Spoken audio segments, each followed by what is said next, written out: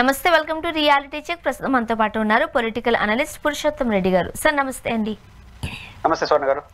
Sir, Jaganmohan Reddy గారు విదేశాలలో ఉన్నప్పుడు ఈ ఫోన్ నంబర్కి సంబంధించి మనం చూసాం, సిబిఐ కోర్టుకి వేసిన పిటిషన్కి సంబంధించి కోర్టు డిస్మిస్ చేసింది. ఇది అందరికీ తెలిసిన విషయమే. బట్ ఆ కారణాలు ఏంటి, అసలు ఏం జరిగింది?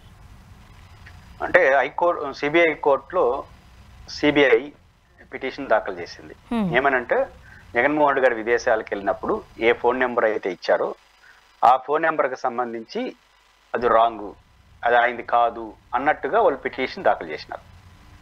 దాన్ని జగన్మోహన్ రెడ్డి గారి తరఫున లాయర్లు వాళ్ళకున్న అప్డేట్ దాఖలు చేసినారు, వివరణ అప్డేట్ ఇచ్చారు. దీన్ని పరిశీలించిన కోర్టు సిబిఐ అప్డేట్ని తిరస్కరించింది.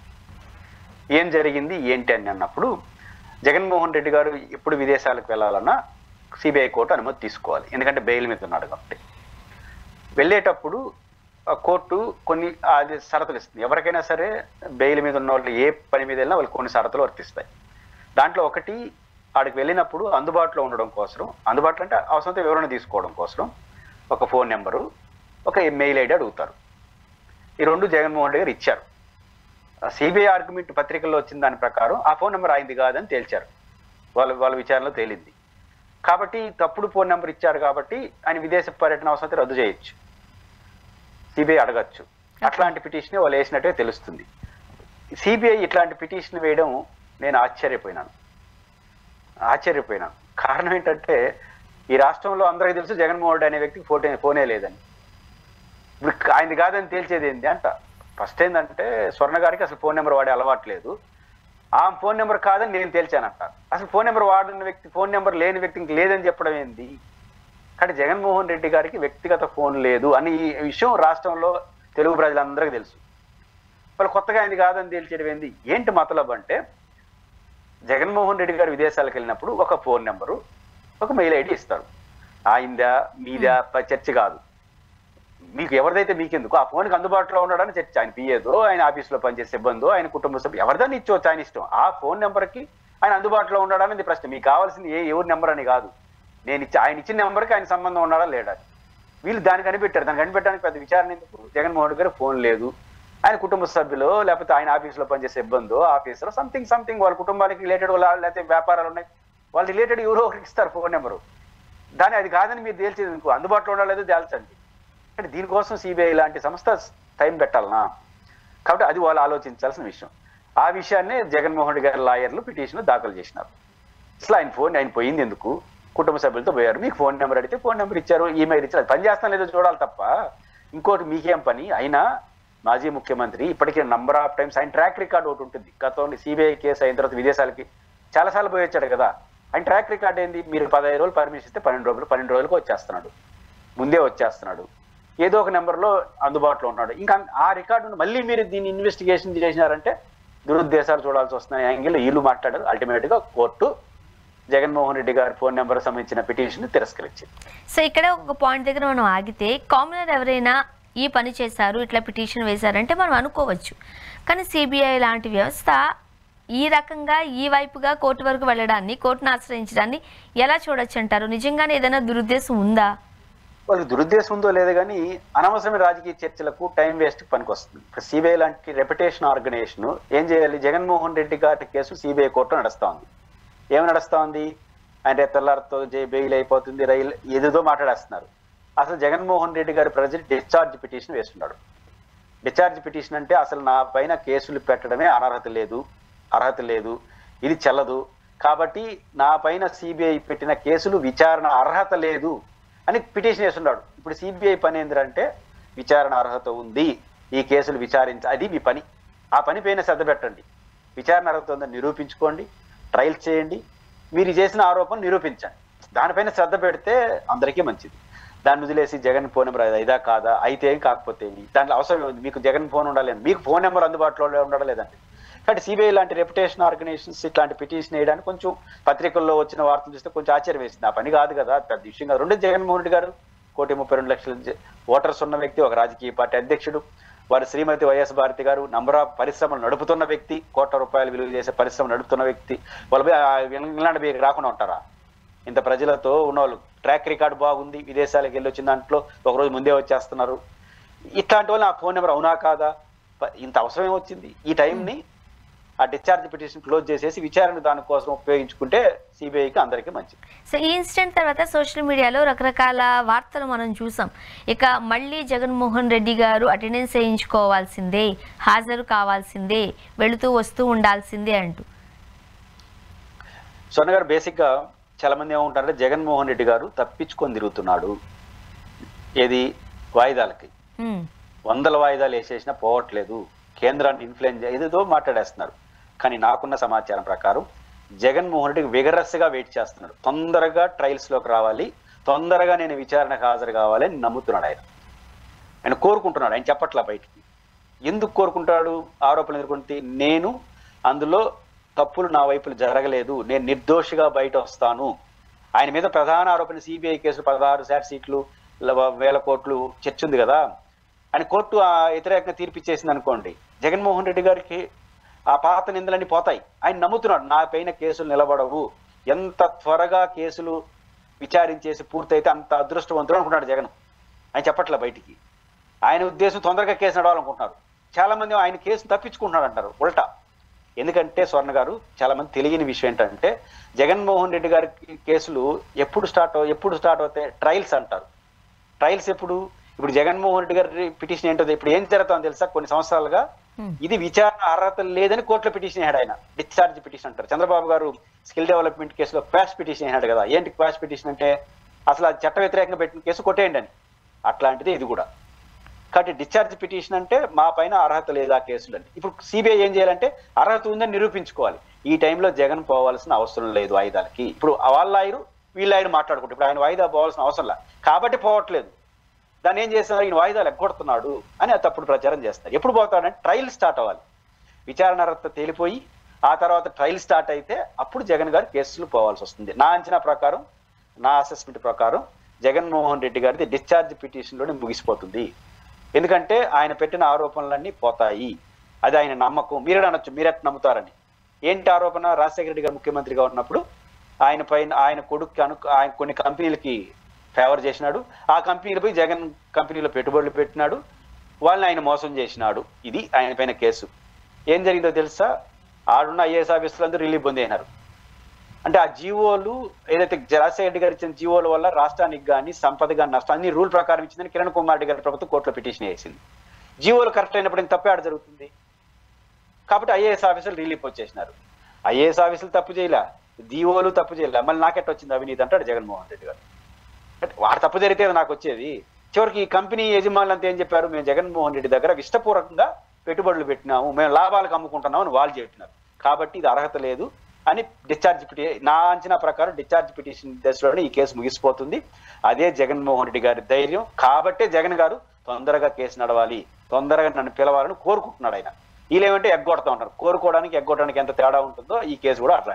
గడప ఇలాంటి వార్తలు వస్తున్నప్పుడే అసలు ఏం జరిగింది, ఎక్కడుంది కేసు, లేకపోతే అసలు ఆ కేసుకు సంబంధించి ఏం జరుగుతోంది అంటూ రకరకాల ఊహాగానాలు వస్తూ ఉన్నాయి. మీరు చెప్పండి, అసలు ఎక్కడుంది కేసు, ఏం జరగబోతోంది, ఏం జరుగుతుంది? మొదట సిబిఐ కోర్టులో డిశ్చార్జ్ పిటిషన్ రద్దు కావాలి. జగన్మోహన్ రెడ్డి గారు ఇది కేసు అర్హత లేదని చెప్పాడు కదా, అర్హత ఉంది, ఇదిగో ఆధారం అని సిబిఐ నిరూపించాలి. సిబిఐకి వచ్చిన పెద్ద తలనొప్పి ఏంటంటే ది గవర్నమెంట్ ఆఫ్ ఆంధ్రప్రదేశ్ ఆ జీవోలన్నీ కరెక్ట్ అని చెప్పేసింది. కిరణ్ కుమార్ రెడ్డి ప్రభుత్వం, జగన్మోహన్ రెడ్డి ప్రభుత్వం ఉమ్మడి రాష్ట్రంలో.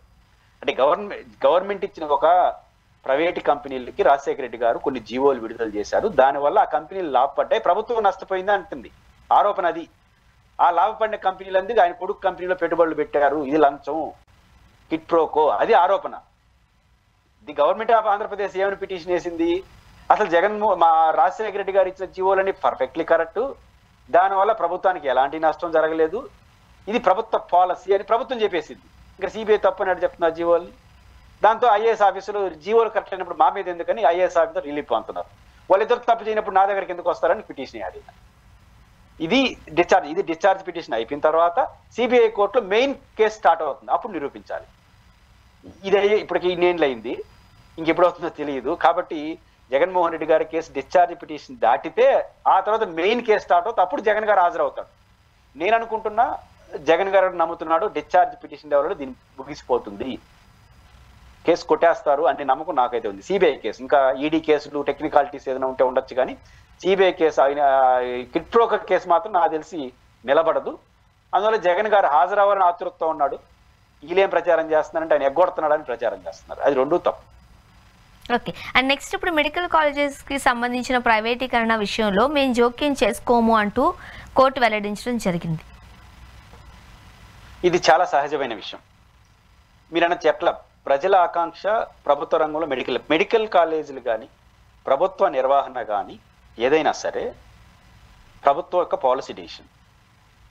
ఉదాహరణకు ఆర్టీసీ ఉంది, రోడ్ రాన్ ఉంది. మా ప్రభుత్వ దృష్టిలో ఏపీఎస్ ఆర్టీసీని మేము ప్రభుత్వం నిర్వహించదలుచుకోలేదు, ప్రైవేటీకరణ చేయదలుచుకున్నాం. అది పాలసీ డిసిషన్, ఆ హక్కు ప్రభుత్వానికి ఉంది. మెడికల్ కాలేజీల్లో కూడా ప్రైవేట్ రంగంలో మెడికల్ కాలేజీలు ఉండాలన్నా ప్రభుత్వం నిర్వహించాలనేది ప్రభుత్వం యొక్క పాలనాపరమైన నిర్ణయం. మీకు గుర్తుంటే శ్రీమతి ఇందిరాగాంధీ గారి ముందు దేశంలో ఉన్న బ్యాంకులన్నీ ప్రైవేట్ రంగంలో ఉన్నాయి. శ్రీమతి ఇందిరాగాంధీ గారు అధికారంకి వచ్చిన వెంటనే ఎల్ఐసి, బ్యాంక్స్ ఇవన్నీ జాతీయకరణ చేశారు. అంటే అన్ని ప్రభుత్వం తీసుకొచ్చారు. ఇప్పుడు మళ్ళీ ప్రభుత్వం ప్రైవేటీకరణ వైపు వెళ్తా ఉంది. ఏది తప్పు కాదు. అంటే మనం ప్రజా వ్యతిరేక విధానాన్ని ప్రజలు మాట్లాడచ్చు. యాజ్ ఏ కోర్టు పని ఏంది స్వర్ణ గారు? మంచి చెడ్డలు కాదు. చట్టం ఏం చెప్తుంది, నిబంధనలు వీళ్ళేం తీర్మానం చేసినారు, వీళ్ళేం పాలసీ చేశారు. చట్ట వ్యతిరేకమైన పాలసీలు కోర్టు జోక్యం చేసుకుంటుంది. ప్రభుత్వ రంగంలో ఉండాలన్నా ప్రైవేట్ రంగంలో ఉండాలి చట్టం కాదు, అది ప్రభుత్వ పాలసీ డిసిషన్. కాబట్టి ప్రభుత్వ మెడికల్ కాలేజీల విషయంలో కోర్టు జోక్యం చేసుకోదు. ఇది ప్రజా కోర్టులోనే తేలాలి. అందువల్ల జగన్మోహన్ రెడ్డి గారు ఆ కోర్టుకి వెళ్ళకుండా ప్రజా కోర్టులోకి వెళ్ళాడు. జగన్మోహన్ రెడ్డి గారు ఏమి కోర్టుకి వెళ్ళాక తెలియక కాదు, అది ప్రజా కోర్టులో తేల్చుకోవాల్సిన విషయం, లీగల్ కోర్టులో తేలదు. అయితే కేసు మార్చుకొని కానీ కేసు వేస్తే కోర్టు జోక్యం చేసుకుంటుంది అనుకుంటున్నా. ఎందుకంటే ఇప్పటివరకు ప్రభుత్వ డబ్బుతో కట్టారు, కేంద్రం రాష్ట్రం ప్రభుత్వ డబ్బుతో బిల్డింగ్ కట్టి ప్రైవేట్ ఇచ్చేస్తాడు. ఆ డబ్బు ఇస్తాడు. మీ డబ్బు నా డబ్బు పన్నులతో కూడుకున్న డబ్బు ఒక ప్రైవేట్, ఒక ఉదాహరణకు పులివెందుల మెడికల్ కాలేజ్ ఉంది, ఒక 150 కోట్లతో 200 కోట్లతో బిల్డింగ్ కట్టినారు. ఎవరి డబ్బు అది? మన డబ్బు, మనందరూ పన్నులతో వచ్చిన డబ్బు. దాన్ని ఇప్పుడు ప్రైవేట్ వాడికి ఇస్తుంటే 150 కోట్లు ఊడియాలి. కానీ ఈ 150 సంగతి పరిస్థితి ఏంటి? ఇట్లాంటి టెక్నికాలిటీస్కి వెళ్తే అప్పుడు కోర్టు జోక్యం చేసుకుంటుంది. లేదా అక్కడ భూములు ధరలు మెడికల్ కాలేజీలకి ఎంత ఉంది, ఎంతకి ఇస్తున్నారు. ఆడ భూమి ధర 10 కోట్లు ఉంటే మీరు 10 రూపాయలకి ఇస్తాను అనుకోండి, ఒప్పుకోదు కోర్టు. అది కూడా ఎట్లా? పారిశ్రామిక ప్రోత్సాహం అంటే పునరుత్పాదక జరిగే చోట ఇవ్వచ్చు. ప్రైవేట్ కంప్యూటర్ టాటా వాళ్ళకి అట్లా ఇస్తారు. అట్లాంటి మెడికల్ కాలేజీ పునరుత్పాదక ఏం జరగదు కదా. కానీ ఇట్లాంటి లీగల్ పాయింట్ ఆఫ్ వ్యూలో వెళ్తే ఏమైనా కోర్టు దానికి జోక్యం చేసుకుంటుంది. డబ్బులు కట్టించుకోండి, ఆ 150 కోట్లు తిరిగి ఈవిడ ఉదాహరణకు సమ్ ఎక్స్కి పులివెందుల మెడికల్ కాలేజీ టెండర్లో పాడుకుని అనుకోండి, ఇప్పటివరకు నిర్మాణమైన 150 కోట్లు తిరిగి ప్రభుత్వానికి ఇమ్మంటుందేమో తప్ప ప్రభుత్వం నిర్వహించాలన్నా ప్రైవేట్ రంగం నిర్వహించాలనే జోక్యం మాత్రం కోర్టు జోక్యం చేసుకోదు. కాబట్టి మెడికల్ కాలేజీ ప్రైవేటీకరణ జరగాలన్నా వద్దనేది ప్రజా కోర్టులో తేల్సిన విషయం. ఇప్పుడు టెక్నికల్ ఇష్యూగా మీరు అన్నట్టుగా టెక్నికల్గా కావచ్చు, లేదు అని అంటే ఆ విధానానికి సంబంధించి మన కోర్టు వరకు వెళ్ళే అవకాశం లేకపోయి ఉండొచ్చు. కానీ ఇక్కడ జరుగుతుంది విద్యార్థులకి నష్టం, ఇక్కడ జరుగుతుంది అంత డబ్బులు కట్టలేని పిల్లలు ఆ యొక్క డాక్టర్ లేకపోతే మెడికల్ విద్యకు దూరం అయిపోతున్నారు. ఇవన్నిటికి సంబంధించి మరి ప్రజలకు న్యాయం ఎక్కడ జరుగుతుంది? ప్రభుత్వం తనంతట తానుగా ఏకపక్షంగా డెసిషన్స్ తీసుకుంటే ప్రజలు బలవ్వాల్సిందేనా? కొందరి వాదన అది. దాంట్లో నైతిక వాదన అది. ఉదాహరణకు ఇప్పుడు పెన్షన్స్ 4,000 ఇస్తున్నారు, గతంలో 3,000 ఇచ్చారు. బహుశా మనం పుట్టి సమయంలో 50 రూపాయలు ఇచ్చారంట పెన్షన్స్కి. 50 రూపాయలు కరెక్టా? 3,000 కరెక్టా? 4,000 కరెక్టా? అన్ని ప్రభుత్వ విధానాలే. 50,000 ఈ రోజు కూడా 50 రూపాయలు మేము ఇస్తాం, అంతకు మించి ఇలేమంటే మీరేం చేయలేరు. ఇప్పుడు కొత్త 3,000 రూపాయలు పెన్షన్ ఇచ్చారా? ప్రభుత్వం ఆ పెన్షన్ రద్దు చేసి ప్రభుత్వ ఆర్థిక పరిస్థితి మేము అంత ఇలేము, 1000 రూపాయల మేస్త ఇస్తుంటే కొట్టేదానికి రైట్ ఏం లేదు. పెన్షన్ అనేది సామాజిక బాధ్యత, వ్యాఖ్యలు చేయొచ్చు కోర్టు. ఎందుకంటే ప్రభుత్వం ఎట్లా రన్ కావాలనేది ప్రభుత్వం ఇష్టం. ఈ ప్రభుత్వం బాగుందా ఇంకో ప్రభుత్వం బాగుందని ప్రజలు తెలుసుకోవాలి. అదే నేను ప్రజా కోర్టులో తేలాల్సిన విషయం. ప్రజలకి ఎంత సేవ చేయాలి ప్రభుత్వ. ఇప్పుడు ఉదాహరణకి విశాఖ స్టీల్ ప్లాంట్ మొన్నటి వరకు ప్రభుత్వ రంగంలో ఉంది, రేపు ప్రైవేటీకరణ ముందుకు వస్తే ఎవరు అడిగేదానికి లేదు. ఎందుకు లేదు? ప్రజలు వ్యతిరేకిస్తున్నారు. ఈ ప్రభుత్వాన్ని వ్యతిరేకించాలి, ఇంకా ప్రభుత్వాన్ని ఓడించేసి కొత్త ప్రభుత్వాన్ని అనుకోవాలి. పాయింట్ ఏంటంటే ఈ పాలసీ వల్ల ప్రజలకు నష్టం అని మీరు అంటున్నారు. ప్రజలకు లాభం, పన్నులు పెంచితే ప్రజలకు నష్టం లేదా? నష్టమే. కానీ ఇప్పుడు అప్పుడేం చేయాలి? పన్నులు పెంచిన ప్రభుత్వాన్ని ఓడించేసి తగ్గిస్తున్న ప్రభుత్వాన్ని గెలిపించుకోవాలి. అంతే తప్ప ప్రభుత్వ పాలసీ నిర్ణయాలు కోర్టులో తేలవు. అదే ప్రజా కోర్టులో తేలాలి. ప్రజలు ఉద్యమాలు చేయొచ్చు, పోరాడాలచ్చు, టెక్నికాలిటీస్ కాన్స్టిట్యూషన్ చెప్పిన దానికి భిన్నంగా ప్రభుత్వాలు కానీ విధానాలు రూపొందిస్తే అప్పుడు కోర్టులు జోక్యం చేసుకుంటాయి. కాబట్టి ఇది ప్రజా కోర్టులో తేలా. అంతే జగన్మోహన్ రెడ్డి గారు కోర్టుకి వెళ్లకుండా ప్రజా కోర్టులోనే తేల్చుకోవాలని నిర్ణయించుకున్నాడు. ఓకే, మనకు ఏపీలో ఉన్న తుఫాను ప్రభావం చూసాము. చంద్రబాబు నాయుడు గారు కొన్ని ఆసక్తికరమైన వ్యాఖ్యలు చేశారు. ఈ విపత్తు నుండి కాపాడింది, సహాయం చేసింది సచివాలయ వ్యవస్థకు సంబంధించిన సిబ్బంది అంటూ. మొట్టమొదటిగా వ్యాఖ్యలకు సంబంధించి మీ అభిప్రాయం ఏంటి? జగన్మోహన్ రెడ్డి గారు ఇమీడియట్ గా చంద్రబాబు నాయుడు గారికి థ్యాంక్స్ చెప్పాలి. జగన్మోహన్ రెడ్డి గారు చేసుకోలేని పని చంద్రబాబు గారు చెప్తున్నాను. ఇప్పుడు జగన్మోహన్ రెడ్డి గారు ప్రతి 3 నెలలకు ఒకసారి చంద్రబాబు నాయుడు గారికి థ్యాంక్స్ చెప్పాలి. ఉదాహరణకు ప్రభుత్వ మెడికల్ కాలేజీ 17 ప్రభుత్వ రంగంలో తీసుకొచ్చాడు. కొన్ని రాష్ట్రాల మెడికల్ కాలేజీ పర్మిషన్ అంటే ఇట్లా తీర్మానాలు చేసే అసెంబ్లీలు కేంద్రం వివక్ష పాటిస్తా ఉంది. ఇది ఏం గొడవ లేకుండా 17 మెడికల్ కాలేజ్ పర్మిషన్ తీసుకొచ్చాయినాడు. దాంట్లో బహుశా 40% 60% గవర్నమెంట్ ఆఫ్ ఇండియా డబ్బులు ఉన్నాయి ఈ నిర్మించిన దాంట్లో. ఆ రకంగా కేంద్ర డబ్బులు తీసుకొచ్చినాడు. ఆ రోజు ఊరు వాట ప్రతి ఊర్లో ప్రతి జిల్లాకు ఒక మెడికల్ కాలేజీ, ప్రతి జిల్లా ఏది మాట్లాడినా ఏదో చెప్పుకుంటున్నాళ్ళే అని అనుకున్నారు అందరూ.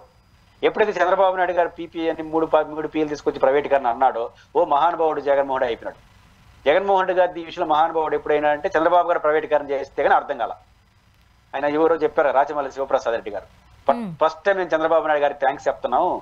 ఈ పులివెందులలో మెడికల్ కాలేజీలు కట్టిన విషయం కూడా మాకు తెలియదు, ఏదో మా పాటికి మేము ఊరి మీద తిరుగుతాం. కడప వాళ్ళు చెప్పిన మాట, రాయచోట ఆయన sorry Proddatur MLA, YCP MLA మాజీ, ఆయన థ్యాంక్స్ చంద్రబాబు నాయుడు గారు, మా జగన్ ఇంత అద్భుతాలు చేసినట్టు మాకు కూడా తెలియదు, మీరు ఈ ప్రైవేటీకరణ చేసినప్పుడు కానీ చూసి నేర్చుకుంటున్నాం అని చెప్పినాడు. కాబట్టి జగన్మోహన్ రెడ్డి గారికి అట్లా థ్యాంక్స్ చెప్పాలి. 2, ఈ మధ్య కాలంలో ల్యాండ్ సర్వే, ఆ రోజు జగన్మోహన్ రెడ్డి గారు ఫోటో వేయడం తప్పు కానీ ల్యాండ్ సర్వే కరెక్ట్. ఇప్పుడు ఇంకో పేరు చెప్పి ల్యాండ్ సర్వే వీళ్ళు చేస్తున్నారు. ఆ రోజు జగన్ గారు చేసింది అది. 2, విద్యుత్ ఒప్పందాలు. జగన్మోహన్ రెడ్డి గారు సెకీతో ఒప్పందం చేసుకుని తక్కువ రేటు తీసుకుంటే అందరూ ఆ రోజు తక్కువన్నారు. ఇప్పుడు ఈ ప్రభుత్వం ఇంకా ఎక్కువ చేయడం చేతపడింది. అప్పుడు కానీ జగన్మోహన్ రెడ్డి గారు సెకీలో ఇంత తక్కువ చేసుకున్నాడా అని రాలా. ఇప్పుడు ఈ సచివాలయ వ్యవస్థలో జగన్మోహన్ రెడ్డి నేను సచివాలయ వ్యవస్థ ఇచ్చాను, సచివాలయ ఊరు వాడు చెప్పినాడు, ఎవరికి అర్థం కాల. ఇప్పుడు సచివాలయ వ్యవస్థ అంటే అర్థం ఏమిటి? సెక్రటేరియట్. మీకైనా నాకైనా సెక్రటేరియట్ అంటే అమరావతి, హైదరాబాదు లేదా ఢిల్లీ, ఇదే మనకు తెలిసిన సెక్రటేరియట్లు. అలాంటిది ఈరోజు ఆంధ్రప్రదేశ్లో గ్రామాల్లో అడగండి సెక్రటేరియట్ ఆడుందంటే అమరావతి తెలియదు, ఢిల్లీ తెలియదు, హైదరాబాద్ తెలియదు, మా ఊరు పక్కన ఉంది అంటారు. ఎందుకంటే మెజారిటీ సేవలు ఈ సెక్రటేరియట్లో తేలిపోతున్నాయి. కాబట్టి ఒక సెక్రటేరియట్ని రాజధానిలో ఉండే సెక్రటేరియట్ తప్ప ఏమి తెలియని ప్రజలకు నా ఇంటి పక్కన సెక్రటేరియట్ తీసుకొచ్చాడు జగన్. 2, గ్రామ సచివాలయ వ్యవస్థల ద్వారా ప్రభుత్వానికి అందుబాటులోకి తెచ్చుకొచ్చాడు. 3, ఒక పెత్తందారులు దయాదాక్షిణ్యలతో వచ్చే పెన్షన్ ప్రభుత్వం ఇంటికి వెళ్ళి నీ పెన్షన్ ఇదిరా అని చెప్పాడు. 2, అన్నిటికన్నా మించి వాలంటీర్ల ద్వారా ఇంటింటికి పెన్షన్ ఇచ్చాడు. అయితే ఇప్పుడు జగన్మోహన్ రెడ్డి గారు అప్పుడు ఎన్ని చెప్పినా ఎవడు ఒప్పుకోలేదు. ఇప్పుడు అదే వరదలు వచ్చినప్పుడు అదే సచివాలయాల దగ్గర ఉపయోగపడేసరికి చంద్రబాబు గారు నోటు కూడా చెప్పాల్సి వచ్చింది. ఇన్ని వేల సెక్రటేరియట్లు కట్టాడు చంద్రబాబు. ఏమంటారు? జగన్మోహన్ రెడ్డి గారు రాజధాని కోసం ఒక విటుకు కూడా పెట్టలేదన్నారు కదా. చంద్రబాబు గారు ఇప్పుడు 20,000 సెక్రటేరియట్లు అంటున్నాడు. జగన్మోహన్ రెడ్డి గారు రాష్ట్రానికి ఒక సెక్రటేరియట్ కట్టలేదేమో కానీ ఊరికి ఒక సెక్రటేరియట్ కట్టినాడు. కాబట్టి ఇప్పుడు ఆ ఊరికి ఒక సెక్రటేరియట్ కట్టేసినాడు ఆ జగన్మోహన్ రెడ్డి అని ఇప్పుడు అనుకుంటున్నారు ప్రజలు. సెక్రటేరియట్ యాడుంటే మనకి ఎందుకు? నాకు నా సేవలు నా అవసరాలు తీర్చాలి secretariat. Amaravati secretariat, Delhi secretariat, Hyderabad secretariat, మా ఊరు సెక్రటేరియట్ నాకు ముఖ్యం కాదు. నా అవసరాలు తీర్చాడు. నా ఊర్లో ఉండే సెక్రటేరియట్ నా అవసరాలు తీర్చిన తర్వాత నాకు ఇంకే సెక్రటేరియట్ యాడుంటే ఏంటి? ఇంత అద్భుతమైన కార్యక్రమం సెక్రటేరియట్ వ్యవస్థ అది. అంటే పైకి ఏది చెప్పినాడు కానీ మళ్ళీ ఇప్పుడు చంద్రబాబు గారు కూడా ఇదేదో బాగుంది అనే పద్ధతి చెప్పడం అనేది ఖచ్చితంగా జగన్మోహన్ రెడ్డి గారు చేసినటువంటి ఒక మంచి కృషి. అసలు ఆయన చెప్పుకున్నా ప్రజలు ఆ రోజు పెద్ద పట్టించుకోలేదు, ఆయన సరిగ్గా చెప్పలేదు. ఇప్పుడు చంద్రబాబు గారు ఎప్పుడైతే చెప్తున్నాడో ఇన్ని చేసినాడా జగన్మోహన్ రెడ్డి గారని ఇప్పుడు గుర్తించుకునే పరిస్థితి తీసుకొచ్చారు. ఇప్పుడు జగన్మోహన్ రెడ్డి గారి టైంలో ఉన్న వాలంటీర్ వ్యవస్థ ఎప్పుడైతే కూటమి ప్రభుత్వం అధికారంలోకి వచ్చిందో కనుమరుగైపోయింది. వాళ్ళు చాలా రోజులు రోడ్ల మీదకి వచ్చారు, ధర్నాలు చేశారు, బట్ ఎక్కడా వాళ్ళకి న్యాయం జరిగిన పరిస్థితి మనం చూడలేదు. మరి ఈ రోజు చంద్రబాబు నాయుడు గారు తనంతట తానుగానే వ్యవస్థలను మెచ్చుకున్నారు కాబట్టి మరి వాలంటీర్ వ్యవస్థను ఏమైనా మరలా పునరుద్ధరించే అవకాశం ఉందా? ఎలక్షన్ టైంలో ఆయన మాట కూడా ఇచ్చారు, మీకు ఇచ్చేదానికన్నా మేము రెట్టింపిస్తాము అని. 100% పునరుద్ధరణ జరగదు, చెయ్యరు, అది క్లియర్. చేస్తుంటే ఎవరికే చేస్తుంటారు. ఒకటి జగన్మోహన్ రెడ్డి గారు 3 లక్షల పైచీలకు 2,70,000 మంది వాలంటీర్లు తీసుకొచ్చాడు. 5,000, 7,000 ఇచ్చాడు. గ్రామంలో 5,000, పట్టణాల్లో 7,000 అనుకుంటారు నెలకు. దీని అందరూ తప్పుగా అర్థం చేసుకున్నారు. చంద్రబాబు నాయుడు గారు నిరుద్యోగ వృత్తి 3,000 రూపాయలు, 2,000 రూపాయలు అప్పుడు ఇచ్చాడు, మీకు గుర్తుంటే ఓడిపోయే ముందు. ఎంతమందికి? బహుశా 40,000 మందికో 50,000 మందికో బిలో 1 lakh ఇచ్చినాడు. ఇప్పుడు 3,000 రూపాయలు 1 లక్ష మంది నిరుద్యోగులకు ఇచ్చి మీ పాటికి మీరు చూసుకోండి అనేది ఒక పక్క పెట్టుకుంటే, జగన్మోహన్ రెడ్డి 2,70,000 మందికి 5,000 ఇచ్చి పని చేయించినాడు. వాళ్ళందరూ నిరుద్యోగులే. ఆ నిరుద్యోగులకు జగన్మోహన్ రెడ్డి 5,000 ఇచ్చేసి మీ పని మీరు చేసుకునే బదులు 3,000 ఇవ్వకుండా ఒక 2,000 అదనంగా ఇచ్చి ఇంటింటికి వాళ్ళు ప్రభుత్వ బాధ్యతలు తీసుకొస్తే అది అద్భుతం కదా. ఒక నిరుద్యోగ భృతి లాంటిదే కదా అది. అసలు 2,000 ఎక్కువ ఇచ్చాడు, అన్ని పనులు చేయించినాడు. కాబట్టి దాంట్లో ఒక మల్టిపుల్ రీజన్ ఉంది. నిరుద్యోగ భృతి లింక్ అయింది, ఊరికే ఇచ్చి వదిలేయడం కాకుండా వాళ్ళు సామాజిక బాధ్యతలు ఇన్వాల్వ్ చేయడం ద్వారా ప్రజలకు ఉపయోగపడింది. బహుశా ఈ రోజు కానీ ఆ వాలంటీర్లు ఉంటే వరద లాంటి విషయాల్లో సెక్రటేరియట్కి తోడైంటే ఒక చిన్న ఘటన జరుగుతుంది. ప్రభుత్వ పని ఇంకా ఈజీ అయిపోయింది. అయితే ఆర్థిక పరిస్థితుల రీత్యా కావచ్చు, ఇంకో కారణం రీత్యా కానీ ఎటువంటి పరిస్థితుల్లో కూడా వాలంటీర్ వ్యవస్థ మళ్ళీ చంద్రబాబు గారు తీసుకురారు. ఎందుకంటే వాలంటీర్లు చేయాల్సిన పనులని సెక్రటరీ సిబ్బందితో చేయించేస్తున్నాడు, పర్మనెంట్ ఎంప్లాయీస్ కాబట్టి ఇక నాకున్న అంచనా ప్రకారం చంద్రబాబు నాయుడు గారు ఫైనాన్షియల్ రీత్యా చూసుకున్నా కూడా తీసుకురారు. అలాంటి ఆలోచన ఉంటే అప్పుడు రద్దు చేసి ఇంటికి పంపించే పని అయితే చేస్తున్నాడు. చూడాలి సార్ ఏం జరగబోతుంది. థ్యాంక్ యూ సో మచ్ అండి, మీ అభిప్రాయాలు పంచుకున్నారు. Thank you very much sir. ఇది వాళ్ళ రియాలిటీ చెక్. Stay tune.